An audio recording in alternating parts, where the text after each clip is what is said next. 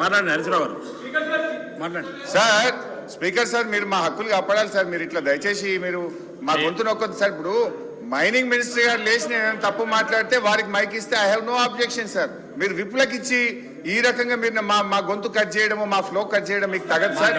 మీరు సీనియర్ సభ్యులు speaker sir, panel speaker sir, you have enough experience. దయచేసి మీరు ఒక ప్యానల్ స్పీకర్ గా మా హక్కులు కాపాడాలి సార్. మీరు మా గొంతు నొక్కకండి సార్. మీరు అనుభవజ్ఞులు సార్.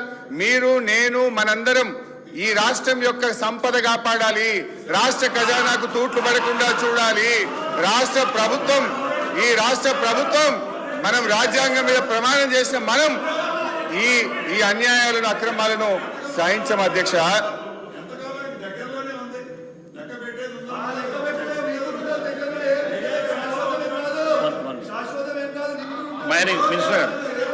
అధ్యక్ష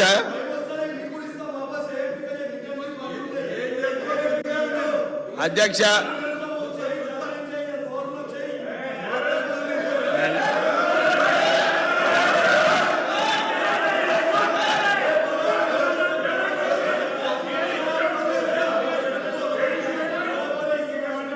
మాట్లాడుతూ కొంచెం దయచేసి కామెంట్ ఆపండి. అధ్యక్ష మైనింగ్ మినిస్టర్ గారు. అధ్యక్ష, ఇప్పుడే గౌరవ సభ్యులు హరీష్ రావు గారు కొన్ని విషయాలు మాట్లాడారు. నేను నోటీసెస్ అన్నీ కూడా ఉంటాయి, దాని గురించి తర్వాత మాట్లాడతాను. ఫస్ట్ మన క్రషర్ పాలసీ ఏదైతే ఉందో అది నవంబర్ 2025లో పాలసీ తీసుకురావడం జరిగింది. సుమారు 4 నెలల్లో రెవెన్యూ గ్రోత్ ఏదైతే ఉందో మన ఈ పర్మిట్ ఫ్రీ ద్వారా, సినరేజ్ ఫ్రీ ద్వారా నవంబర్లో 63% పెరిగింది పర్మిట్ ఫ్రీ రెవెన్యూ. తర్వాత సినరేజ్ ఫ్రీ ఏమో 79% గ్రోత్. డిసెంబర్ 2025లో 60% growth permit free, seigniorage fee ఏమో 81%. జనవరిలో 73% పెరిగింది పర్మిట్ ఫ్రీ, సినరేజ్ ఫీ ఏమో 96% పెరిగింది. ఫిబ్రవరిలో 83% పర్మిట్ ఫ్రీ పెరిగింది, సినరేజ్ ఫ్రీ ఏమో 97% పర్మిట్ ఫ్రీ, సినరేజ్ ఫ్రీ గ్రోత్ పెరిగింది.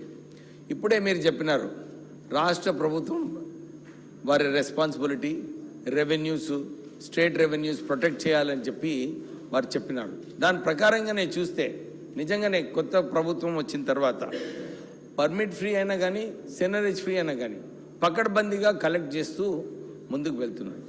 చాలా చోట్ల కూడా ఇంతకుముందు ఇల్లీగల్ మైనింగ్ జరుగుతుందని చెప్పి ఈ కొత్త పాలసీ తీసుకొచ్చాం.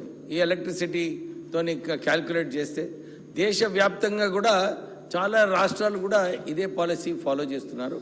ఎలక్ట్రిసిటీ ఎంత కన్జంప్షన్ ఉంటుంది, పర్ టన్ ఎంత ఉంటే దాన్ని క్యాల్కులేట్ చేసి దాని ప్రకారంగానే డిపార్ట్మెంట్ రెవెన్యూస్ కలెక్ట్ చేస్తుంది. దానివలన ఇంత ఎక్కువ పర్మిట్ ఫ్రీ ఇంకా సినరేజ్ ఫ్రీ కలెక్ట్ చేయడం జరిగింది. ఇప్పటి వరకు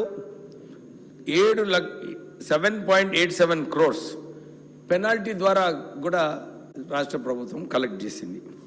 మైనర్ మినరల్ గ్రోత్ ఇంతకుముందు చెప్పినట్టు మన మైనర్ మినరల్ గ్రోత్ ఈ సంవత్సరం 34% గ్రోత్ ఉంది పోయిన సంవత్సరం కన్నా. సో ఎక్కడ కూడా రాష్ట్ర ప్రభుత్వము రెవెన్యూ గ్రోత్ ఈ మైనింగ్ డిపార్ట్మెంట్ ద్వారా పెంచే ప్రయత్నాలు చేస్తున్నారు, కానీ ఎక్కడ కూడా తక్కువ చేసే ప్రయత్నాలు ఎక్కడ కూడా కాలేదు. దాంతోపాటు చాలా చోట్ల శాండ్లో కూడా 700 కోట్ల పోయిన సంవత్సరం రెవెన్యూ ఉంటే ఈ సంవత్సరం సుమారు 1000 కోట్ల రెవెన్యూ మేము సాధించినాం అధ్యక్ష. Diesel run generators have been given time for installation. ఎక్కడైతే ఎలక్ట్రిక్ మీటర్స్ పెట్టలేదో అక్కడనే మేము డీజిల్కి పర్మిషన్ ఇవ్వడం జరిగింది. ఈ విషయం ఏదైతే హరీష్ రావు గారు చెప్పారో ఆల్రెడీ డిపార్ట్మెంట్ కలెక్టర్ గారికి రాశారు, రంగారెడ్డి డిస్ట్రిక్ట్కి. ఏంది యాక్షన్ ఏమైనా తీసుకోవాలంటే తీసుకోండి, ఎందుకంటే అన్నీ ఏదైతే ఇల్లీగల్ యూనిట్స్ ఉన్నాయో ఫిబ్రవరిలో ఏదైతే ఉన్నాయో అన్ని పైన చర్యలు తీసుకోవాలని చెప్పి ఆల్రెడీ ఆదేశాలు ఇవ్వడం జరిగింది. క్రషర్ యూనిట్స్ ఏవైతే ఇల్లీగల్ కన్జంప్షన్ చేస్తున్నారో వారికి ఎలక్ట్రిసిటీ కన్జంప్షన్ కట్ చేయబడుతుంది. అంతేగాక క్రషర్ యూనిట్స్ ఏవైతే